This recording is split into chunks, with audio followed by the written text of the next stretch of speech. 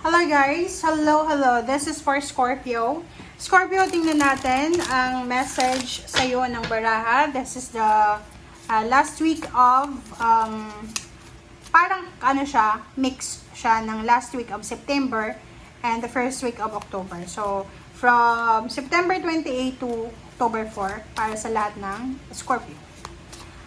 Okay, so please comment down below if you resonated. Please like, share, and subscribe, Scorpio, kung ikaw ay bago ka dito sa aking channel. And pasensya na, nabubulol na tayo. Okay, so kung nasan man kayo ngayon, mag-iingat kayo sa panahon sa bagyo or kung ano pa man, nasa ibang bansa kayo, mag-iingat kayo guys. Okay. So this is for Scorpio. Scorpio. Okay. Okay, first card natin is number 30, Castle. It's time for healing, not war. Wow! So parang nakikita ko sa'yo dito na mayroong mga Scorpio na makakaramdam kayo ng panghihinayang. Regrets. Okay, so yun, yung pinakamadali dito na mensahe is regrets. May posibilidad na, like for example, nasirang relationship, nasirang plano, parang yung parang spilled milk siya. Okay? Parang siyang Five of Swords, okay? So, or maybe Five of Cups, parang ganun. Sinasabi ng baraha sa'yo na kung ano man na 30 yan na nag-end, maybe hindi mo gusto na matapos yung kontrata mo, yung trabaho mo, or kung ano pa man, or relationship, or plano, or travel, sinasabi ng baraha sa'yo na okay lang. It's time for healing, acceptance. Kailangan mong tanggapin. Huwag mong suwayin yung puso mo, yung nararamdaman mo. Alright? Okay, next card natin is number 12. Number 12 is expectations. Don't seek anyone's approval. Wow. So, parang second message sa'yo, Scorpio, is sa linggong ito, kung ano man ang desisyon na gagawin mo, kung ano man ang plano mo sa buhay, gawin mo siya according sa kagustuhan mo. Huwag kang makikinig sa mga sinasabi ng mga tao sa paligid mo. Okay? Like for example, wag kang hihingi ng advice or approval sa isang tao na alam mo na wala naman siyang experience doon eh. Okay? So like for example, may plano kang mag-abroad. Dapat mag-ask ka ng approval or parang idea sa mga taong galing na sa ibang bansa. And successful yung pangingibang bansa nila. And doon naman sa mga love life, 'di ba? Pag halimbawa na nag-ask ka ng advices sa mga taong nakaranas ng mga same heartaches na pinagdadaanan mo, nasa tama kang tao, nasa tama kang direksyon. Okay? So, basta sa baraha mong ito, sinasabi sa'yo, Scorpio, na kung ano man ang gusto mong gawin ngayong linggo, gawin mo siya. Okay? Huwag kang makikinig sa mga sinasabi ng mga tao dyan sa paligid mo. Okay. Thank you.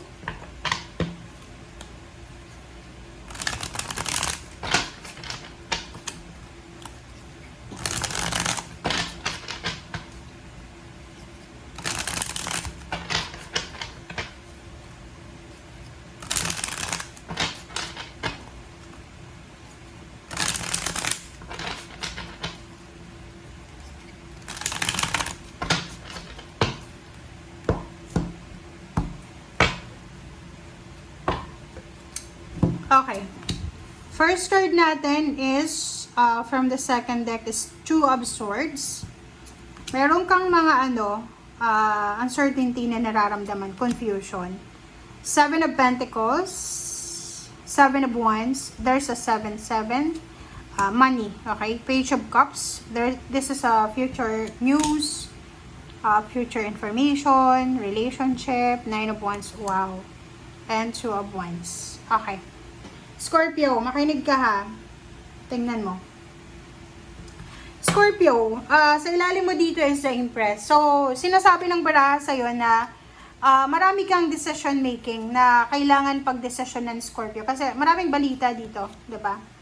Tingnan mo siya. Okay, dami mong obligations. So, dito sinasabi sa'yo, Scorpio, na maraming good news ang darating sa'yo. Or maybe a news lang. So, pwedeng good news or bad news. Ang posibleng darating sa'yo na pwedeng makatulong sa'yo para makapagsimula kay either new job, new career, new relationship, new plan. And sa balitang yan or sa information na yan, kinakailangan mo daw na makinig ka. Makinig ka bago ka magdesisyon.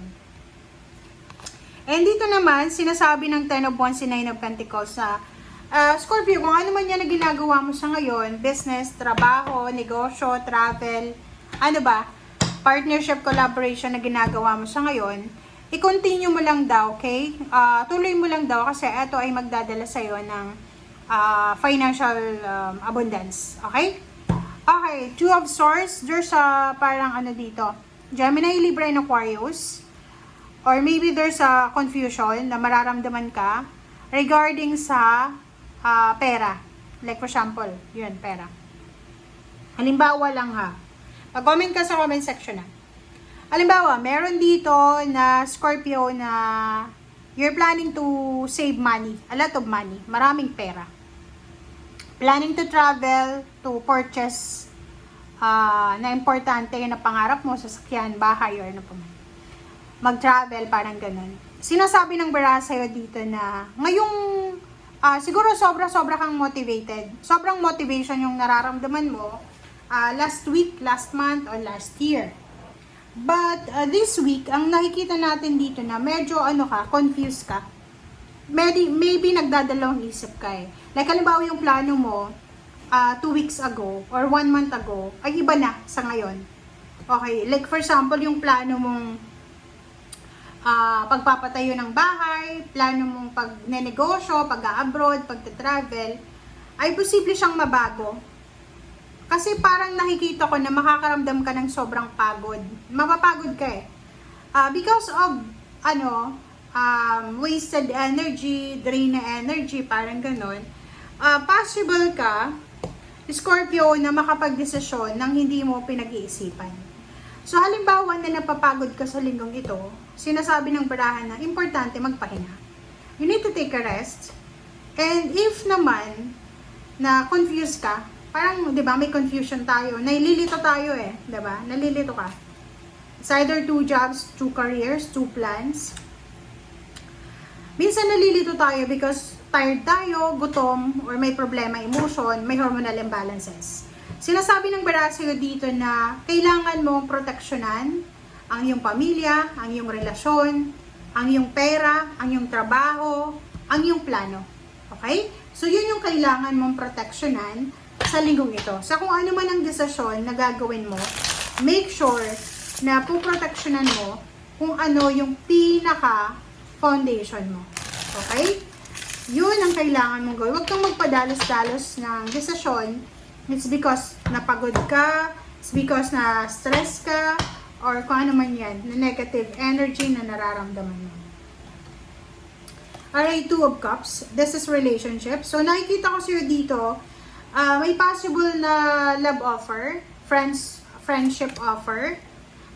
May possible dito na maybe in a relationship ka. Kasi incoming siya eh. So, for example, meron kang asawa, boyfriend, girlfriend, live-in partner, or kung sino man siya, or ano pa man ang relationship mo. Nakikita natin dito, or maybe breadwinner ka lang. Breadwinner ka ng pamilya. Yung plano mo para sa pamilya mo ay posibleng mabago siya. It's because of someone na darating sa buhay mo. New love life, new friendship, new love life, new source of excitement and happiness na posibleng makakasira sa kasalukuyang relationship na meron ka sa ngayon. 'Di ba? Sinasabi ng bara sa'yo na kailangan nating mag-reflect. Pag-isipan natin, Scorpio, yung mga decision making na gagawin natin simula ngayong linggo. Okay? Kasi kung makikita mo dito, pare-pareho yung energy niya eh. Na parang marami kang plano dati or marami kang plano last month and sobrang motivation yung nararamdaman mo hanggang sa kasalukuyan. Tapos biglang magbabago siya because of someone na darating sa buhay mo na parang ipapamukha sa'yo na, "Uy, Scorpio, nandito ako. Kaya kitang suportahan. Hindi ka kailangan magtrabaho, magpakapagod, ganyan-ganito. Suportahan kita." But be careful kasi there's someone here na naghihintay sa'yo. Okay? In terms of emotion, body, physical, mental, you need to take a rest. Diba? Wala namang imposible sa lahat. Magpahinga ka. Kasi pag pagod tayo, talagang papasok yung negativity. Pray. Reflect, pray, and Ten of Pentacles and Nine of Cups, oh. 'Di ba? Sabi ko sa iyo this is temptation. Kung halimbawa single ka, tapos breadwinner ka, may isang tao dito na mag-offer sa iyo ng tulong na parang sasabihin so, okay, mag-live-in na tayo, tutulungan kita sa obligations mo sa parents mo or sa family mo. Which is hindi ka dapat naniniwala. Kasi pwede kang masaktan. You're married, you're in a relationship, and possible na may new relationship na papasok sa buhay mo para buwagin kayo or sirain yung relationship nyo. So, mag-iingat kayo. Okay? Thank you guys. Bye!